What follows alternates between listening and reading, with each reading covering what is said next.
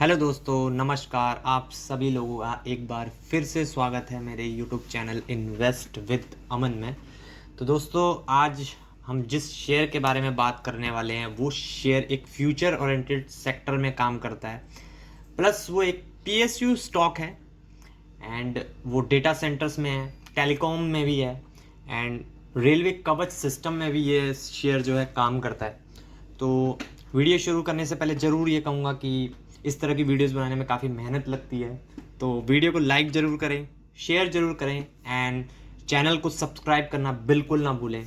तो आइए चलिए स्टार्ट करते हैं आज की हमारी जो एक स्पेशल वीडियो मैं आपके लिए लेके आया हूँ उसकी शुरुआत करते हैं। तो कंपनी का नाम मैं आपको बता देता हूँ क्योंकि कई व्यूअर्स को बहुत जल्दबाजी होती है कि हमें सिर्फ कंपनी के बारे में जानना है।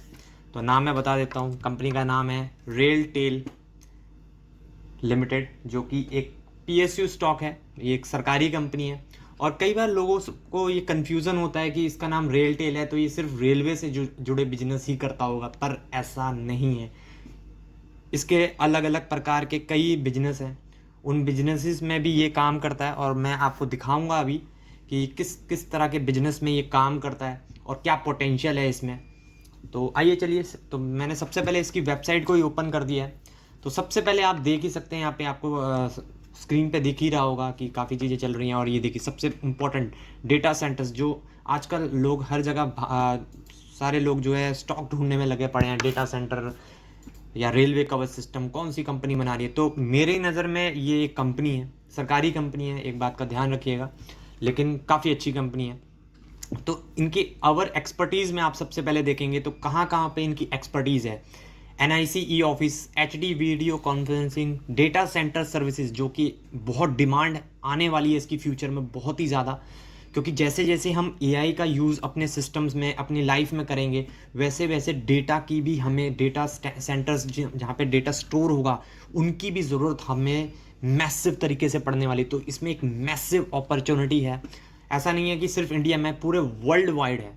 उसके बाद सिक्योरिटी ऑपरेशन सेंटर्स में भी है, रेल वायर ब्रॉडबैंड में भी है, इसकी एक अलग वेबसाइट भी है, मैं अभी आपको दिखाऊंगा। उसके बाद ये लीज लाइन यानी कि इंटरनेट सर्विस भी प्रोवाइड करती है, वर्चुअल प्राइवेट नेटवर्क VPN में भी है, इंटरनेट लीज लाइन में भी है, कंसल्टेंसी सर्विसेज में भी है, सिग्नलिंग सर्विसेज, यानी कि यहाँ पे ये रेलवे का काम करती है। जो रेलवे के ट्रैक्स वगैरह होते हैं उन पे सिग्नलिंग का काम करती है, ताकि रेलवे को ये इंफॉर्मेशन मिलती है इससे कि कौन सी रेल कहाँ पे है या कोई कहीं पे ट्रेन को रोकना है या नहीं। ये सिग्नलिंग का काम जो है ये कंपनी करती है। Rack and space colocation, tower colocation, NLD for voice carriage, Aadhaar based services, expansion to international market में भी इन्होंने कदम रखा है। तो बाहर की मार्केट में भी ये काफ़ी बिजनेस लाने वाले हैं, बाहर के मार्केट से भी। तो काफ़ी डिसेंट कंपनी है। एंड की प्रोजेक्ट्स भी आप देख सकते हैं कि इनके कहाँ चल रहे हैं अभी। स्टेशन वाईफाई प्रोजेक्ट चल रहा है इनका, हॉस्पिटल मैनेजमेंट इंफॉर्मेशन सिस्टम भी है, भारत नेट में काम कर रहे हैं, national knowledge network, video surveillance system, railway signalling. तो आप देख ही सकते हैं, जैसे कि मैं बता रहा था कि लोग इसके नाम को देख के कंफ्यूज हो जाते हैं कि ये सिर्फ रेलवे में काम करती हुई, पर ऐसा नहीं है। ये बहुत ही अलग अलग सेक्टर्स में काम करती है ये कंपनी, क्योंकि इसका नाम ही रेल टेल है तो सबको यही लगता है कि रेलवे से जुड़ी कंपनी है। हाँ, रेलवे में तो ये काम करती है, पर और भी काफ़ी अच्छे फ्यूचर ओरिएंटेड सेक्टर्स में ये काम करती है। उसके बाद देख लेते हैं नीचे, आप स्क्रॉल करेंगे तो अवर एक्सपर्टीज़ में आप देख सकते हैं, मैंने आपको बताया ही अभी, HD video conferencing, data service, rail wire, internet lease line, virtual network, ये सब चीज़ें मैं आपको ऑलरेडी बता चुका हूँ। उसके बाद इनके एक और है, यहाँ पे आप क्लिक करेंगे, रेल वायर ब्रॉडबैंड। तो ये ब्रॉडबैंड सर्विसेज भी प्रोवाइड करते हैं, ठीक है। ये इन्होंने कई सारे OTT प्लेटफॉर्म के साथ टाई अप भी करके रखा हुआ है, आप देख ही सकते हैं। यहाँ पे जी है, सोनी है, ऑल्ट बालाजी, जितने भी फेमस आई थिंक हैं सबके साथ इन्होंने टाई अप करके रखा हुआ है। जैसे कि जियो, एयरटेल वगैरह के भी आपने देखा होगा कि कई रिचार्ज के साथ इन सब के सब्सक्रिप्शन आपको कुछ टाइम के लिए फ्री मिलते हैं, कईयों में 1 साल का मिलता है, किसी में 84 डेज का मिलता है। वही चीज़ रेल वायर के थ्रू भी, रेल वायर जो है इनकी सब्सिडरी कंपनी है, तो उसके थ्रू ये भी ये चीज़ें प्रोवाइड करते हैं। हाँ, लेकिन इनका नेटवर्क जो है ज़्यादातर रूरल एरियाज़ में है, ग्रामीण इलाकों में ज़्यादा है इनका पहुँच, रीच। आप देख ही सकते हैं इनके ये ऑफर्स हैं कुछ 599 में 50 Mbps और बाकी सारे प्लेटफॉर्म का एक्सेस भी आपको साथ में मिलेगा। 799 का भी है, 899 का भी है। तो ये आपको कंपनी की वेबसाइट पे ही पता लगती हैं, और आपको मैंने दिखाई दिया है यहाँ पर किस किस तरह के यहाँ पे ये काम करती है। उसके बाद इनका रेवेन्यू सेगमेंट आप देख सकते हैं। तो सेगमेंट ब्रेकअप में आप देख सकते हैं कि टेलीकॉम सर्विसेज से 60% के आसपास का पैसा कमाती है। उसके बाद प्रोजेक्ट वर्क सर्विसेज से 41%, और प्रोडक्ट वाइज देखिए NLD सर्विसेज से लगभग 23%, अदर इनकम से 40%, IP1 services 9.3, income from railway projects, ये सबसे की पॉइंट है। जैसा कि मैं आपको पहले भी बता चुका हूँ, इसके नाम को देख के लोग इससे कंफ्यूज होते हैं कि ये रेलवे में काम करते हैं, जबकि आप देख ही सकते हैं रेलवे प्रोजेक्ट से ओनली 10% का काम मिल रहा है इनको, जो सिग्नलिंग वगैरह ये सब करते हैं। तो काफ़ी कम धंधा रेलवे के मेन बिजनेस से आता है इनका। बाकी ISP सर्विसेज से देखिए कितना अच्छा प्रॉफिट वहाँ से 16 से 17% का आता है। और इंडिया में अभी ज़्यादा है, इंटरनेशनल में अभी ये फुटप्रिंट्स रखने वाले हैं, धीरे धीरे वहाँ से बिजनेस लाने की कोशिश करेंगे। क्योंकि मुझे तो ये लगता है अगर इंटरनेशनल से ना भी आ पाए तब भी इतनी बड़ी प्रॉब्लम नहीं होगी, क्योंकि इंडिया में भी अभी बहुत काम होना बाकी है।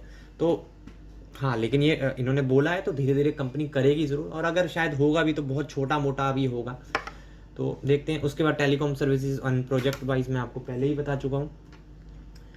उसके बाद आप शेयर प्राइस देख सकते हैं, RailTel corporation of India इसका पूरा नाम है, और 417 रुपये के प्राइस पे चल रही है। और पिछले एक महीने में आप देख सकते हैं 5 से 6% की तेज़ी है, 6 महीने में 14-15% से, 1 जनवरी से 18%, 1 साल में 70%, 5 साल में 243%। मैक्सिमम चार्ट पैटर्न आप देख सकते हैं 243% के रिटर्न बन चुकी है।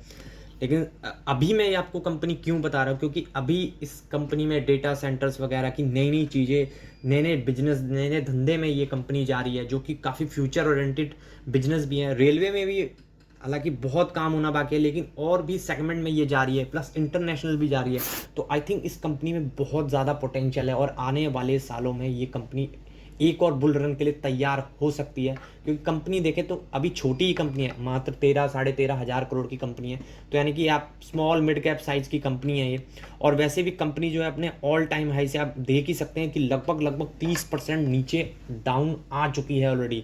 तो काफ़ी अच्छा डिस्काउंट भी मिल रहा है। अगेन ये कोई बाइंग सेलिंग या होल्ड की रिकमेंडेशन में यहाँ मैं नहीं बता रहा हूँ, मैंने आपको क्लियर कट इसके बिजनेस के बारे में बताया, आपको बिजनेस स्टडी करने में मैं हेल्प कर रहा हूँ। और कंपनी का जो बिजनेस है काफ़ी फ्यूचर ओरिएंटेड सेगमेंट में भी ये काम करते हैं। रेलवे कवच सिस्टम में भी इन्होंने धीरे धीरे अब काम करना शुरू कर दिया है, क्योंकि आप देख ही रहेंगे पिछले 1-1.5-2 साल से रेलवे के काफ़ी एक्सीडेंट हो रहे हैं, जिसकी वजह से गवर्नमेंट जो है रेलवे कवच सिस्टम्स में भी काफ़ी पैसा लगाने जा रही है। धीरे धीरे कवच सिस्टम के ऑर्डर्स भी धीरे धीरे कंपनीज को मिलना चालू हो गए हैं। उसके बाद इनकी बैलेंस शीट थोड़ी बहुत हम देख लेते हैं। 2020 से हम इनकी बैलेंस शीट देखेंगे तो काफ़ी क्लीन बैलेंस शीट है। PSU स्टॉक है, लेकिन कर्जा 1 रुपये का भी नहीं है। सबसे पहले तो रिजर्व ही देख लेते हैं। 2020 से 1000 करोड़ के थे, फिर 1081, फिर 1195, फिर 1315, फिर 1506। तो आप रिजर्व देख सकते हैं ग्रोइंग मैनर में ही है, जो कि बहुत ही अच्छी चीज़ है। लॉन्ग टर्म बोरिंग देख लीजिए, 2020 से कंपनी ने 1 रुपये का भी कर्जा आज तक नहीं लिया है, क्योंकि ये जो कंपनी है ज़्यादातर क्लाउड बेस्ड, इन सब चीज़ों में ज़्यादा पैसा लगता नहीं है, बार बार यहाँ पे एक्सपेंडिचर करना नहीं पड़ता है, तो बहुत अच्छी कंपनी है। शॉर्ट टर्म बोरिंग भी देख सकते हैं, 2020 से 1 रुपये का कर्जा अभी तक कंपनी ने उठाया ही नहीं है आज तक। तो डेट फ्री कंपनी है, क्योंकि कंस्ट्रक्शंस वगैरह में नहीं है तो वहाँ पे ज़्यादा पैसा लगता है। अगर आप रेलवे या इरकॉन की बैलेंस शीट देखेंगे तो वहाँ पे कर्जा आई थिंक होगा, क्योंकि वो कंस्ट्रक्शन वर्क में है। कैश एंड कैश इक्विवेलेंट भी देख सकते हैं 485 करोड़ रुपए का है, तो काफ़ी अच्छी हेल्दी बैलेंस शीट है इस कंपनी की। उसके बाद कुछ की पॉइंट्स में, market capitalization 13,000 crore, stock P 47 का है, ROC 20% का, जो कि अच्छा है। मैं 15 से ऊपर कंसिडर करता हूँ, उससे नीचे तो फिर आप समझ ही सकते हैं कि उससे कम नीचे क्यों है, क्योंकि इसमें वैल्यू कम है। और ROE 15%, फेस वैल्यू भी भविष्य में आप स्प्लिट की भी संभावना है, यहाँ पर 10 का फेस वैल्यू है। उसके बाद इसके कुछ नंबर्स देख लेते हैं ईयरली। तो 2016 से है डेटा, 102, फिर 128, फिर 156, फिर 110, फिर 138, फिर 140, फिर 208, फिर 188, फिर 246, फिर 261। आप देख रहे हैं यहाँ पे 2021 के बाद सीधा 208, फिर एकदम से डाउन आई कंपनी, लेकिन फिर से देखिए क्या कमबैक किया कंपनी ने, सीधा 246 करोड़ पे प्रॉफिट ले गई। फिर उसके बाद 261 अभी तक ट्रेलिंग 12 मंथ्स का हो चुका है। उसके बाद हम देख सकते हैं प्रमोटर्स जो है 72% के बंद कर दिया है। 72% के एफ जो है 3% है, डी के पास 0.61 है, पब्लिक के पास 23.23% की होल्डिंग है। तो कुल मिला के अच्छी कंपनी है, बैलेंस शीट स्ट्रॉन्ग है, एंड भविष्य में ये कंपनी और भी अच्छा कर सकती है, क्योंकि फ्यूचर ओरिएंटेड सेगमेंट में भी ये काम करती है। तो आप इसके कॉम्पिटिटर्स भी देख सकते हैं, Bharti Airtel, Bharti Hexacom, Vodafone Idea, Tata communication, Tata tele services. क्योंकि इनके साथ इसलिए नाम आया इसका क्योंकि ये टेलीकॉम डिपार्टमेंट में काफ़ी ज़्यादा बिजनेस है इनका उस तरफ, तो देख ही सकते हैं। और भी कुछ हाइलाइट्स आपको पढ़नी है तो यहाँ पे आप देख ही सकते हैं। It is an ICT provider, is one of the largest neutral telecom infrastructure provider in India, owning a pan-India optic fiber cable network, which can serve up to 70% of the country's population। तो आप देख ही सकते हैं कि छोटा मोटा player नहीं है, काफ़ी बड़ा प्लेयर है। Its rail wire broadband service is ranked as the 13th largest broadband provider with the over 55.8 lakh subscriber, that is the 4th largest subscriber count in the rural areas of India। तो बहुत ही अच्छा है। Business segment project work services से 59%, ये आपको मैं पहले भी बता चुका हूँ। पहले 33% का था यहाँ पे, उसके बाद से 59% का हो गया। टेलीकॉम सर्विसेज में 67% से 49%, यहाँ पे थोड़ी सी गिरावट है, लेकिन यहाँ पे भरपाई कर दी कंपनी ने। बाकी ये चीज़ें मैं आपको पहले ही बता चुका हूँ कि कहाँ टेलीकॉम रेवेन्यू मिक्स में एनएलडी से, आईएसपी से, आईपी से कहाँ से पैसा आता है इनके पास। और नेटवर्क इंफ्रास्ट्रक्चर भी देख सकते हैं। The company has a seamless right of way along 67,956 kilometre of railway tracks across 7325 station and an optic fibre cable network covering over 62,000 RKM in India. तो आप देख ही सकते हैं काफ़ी अच्छी कंपनी है। क्लाइंट भी देख सकते हैं गवर्नमेंट कंपनी के साथ साथ, गवर्नमेंट क्लाइंट्स तो हैं, लेकिन इसके साथ आप देख रहे हैं कि 2 कंपनीज का नाम है यहाँ पे। आप गौर करनी चाहिए आपको ये चीज़ कि इसके क्लाइंट्स में गवर्नमेंट कंपनीज के अलावा गूगल और अमेज़ॉन जैसी बड़ी कंपनीज हैं, जो कि दर्शाता है कि इसके जो क्लाइंट्स हैं वो गवर्नमेंट कंपनीज ही नहीं, इंटरप्राइजेज भी हैं, प्राइवेट प्लेयर्स भी हैं। बड़ी बड़ी गूगल और अमेज़ॉन आप जानते ही हैं किस लेवल की कंपनीज हैं, तो ये भी इनके क्लाइंट्स हैं। तो समझ ही सकते हैं गूगल या अमेज़ॉन ऐसी कंपनी है जो किसी भी कंपनी को अपना प्रोजेक्ट या उसके साथ में काम नहीं करती हैं, वो बहुत ज़्यादा ड्यू डिलिजेंस देखती हैं और देखती हैं एबिलिटी इस कंपनी में है या नहीं। तो एक बहुत बड़ा साइन है कि भविष्य में इसमें बहुत बड़ा धमाका हो सकता है। और सरकारी कंपनियों के साथ बैंक भी है, बैंक ऑफ बड़ौदा के साथ भी है, SBI के साथ भी पार्टनरशिप है इनके क्लाइंट है। ऑर्डर बुक भी आप देख सकते हैं। As of July 2024 the company has a total order book of 4680 crore का, स्प्लिट अक्रॉस स्टेट गवर्नमेंट से 40% है, रेलवे से 20% है, गवर्नमेंट डिपार्टमेंट से 14 है, कोल से 9% है, बैंकिंग 8%, अदर से 9% है।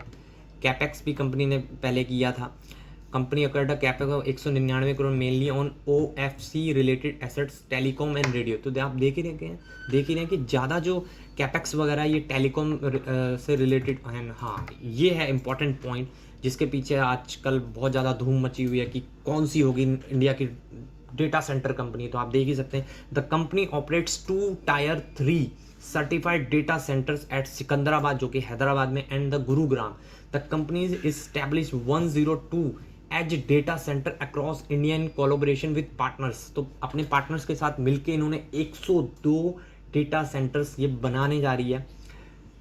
Offering a investment opportunity, 500 crore से भी ज़्यादा इसमें पैसा लगने वाला है। Additionally it plans to develop a 30 megawatt data center on its Noida plot under a partnership model, presenting a investment opportunity around 1500 crore. तो आप देख सकते हैं कि नोएडा में भी एक 1500 करोड़ की इन्वेस्टमेंट के साथ बहुत ही बड़ा वो करने वाले हैं। तो आप देख ही सकते हैं कुल मिला के बहुत ही ज़बरदस्त कंपनी है। फ्यूचर प्लान्स भी आप देख सकते हैं कंपनी के। The company plans to expand its portfolio by adding more services to cover the entire range of enterprise solution Driving further growth for RailTel, it will emphasize value-added capabilities in areas such as managed services, cloud, LTE, IoT platform analytics, SOE, Kavach. ये है railway कवच system. It expects to achieve a revenue growth of 25 से 30% and PAT margin of 9 to 10% in FY25. For the telecom segment, the company expect to maintain a EBITDA margin of 20 से 22% for the project business at 6 to 7. तो आप देख ही सकते हैं कि future plans भी इनके ऐसे एरियाज़ में हैं जो बहुत ही ज़्यादा फ्यूचर ओरिएंटेड है और उनमें अभी बहुत काम होना बाकी है. उसके बाद शेयर होल्डिंग पैटर्न आप देख सकते हैं. प्रमोटर 72%, FIS 3%, DIS के पास ना के बराबर है, पब्लिक के पास 23-23.5% की होल्डिंग है. तो एक शानदार बैलेंस शीट, शानदार बिजनेस और फ्यूचर ओरिएंटेड बिजनेस में भी ये कंपनी है. तो अगेन ये कोई रिकमेंडेशन मैंने आपको नहीं दी है, मैंने ये चीज़ें सिर्फ आपको स्टडी पर्पस के लिए बताई हैं. मैं ये बार बार कह रहा हूँ क्योंकि कई बार जो है लोग यूट्यूब की वीडियो देख के, किसी की भी, मेरी ही नहीं, किसी की भी वीडियो देख के स्टॉक में सीधा बाइंग करने के लिए उतर जाते हैं. तो मैं उनको मना करूँगा कि जब तक आप खुद की स्टडी नहीं करेंगे आप पैसा कभी कमा ही नहीं पाएंगे. अगर कमाएंगे भी शॉर्ट टर्म में और लॉन्ग टर्म में मार्केट आपसे पैसा वापस ले लेगा. तो मेरी बात ध्यान रखिएगा, स्टॉक को आपको अच्छे से पढ़ना है, खुद से स्टडी करना है, देन उसमें इन्वेस्ट करना है. क्योंकि मैं एक सेबी रजिस्टर्ड एनालिस्ट नहीं हूँ, तो कोई भी डिसीजन, फाइनेंशियल डिसीजन अपने फाइनेंशियल एडवाइजर से कंसल्ट करने के बाद ही ले. अगर वीडियो पसंद आई हो तो उसे लाइक ज़रूर करें, शेयर ज़रूर करें एंड चैनल को सब्सक्राइब करना ना भूलें. और मुझसे इस वीडियो में कोई गलती हो गई हो तो वीडियो के कमेंट सेक्शन में ज़रूर बताएं. मैं आने वाली वीडियोस में उसको ज़रूर सुधारने की कोशिश करूँगा. तो थैंक्स फॉर वॉचिंग.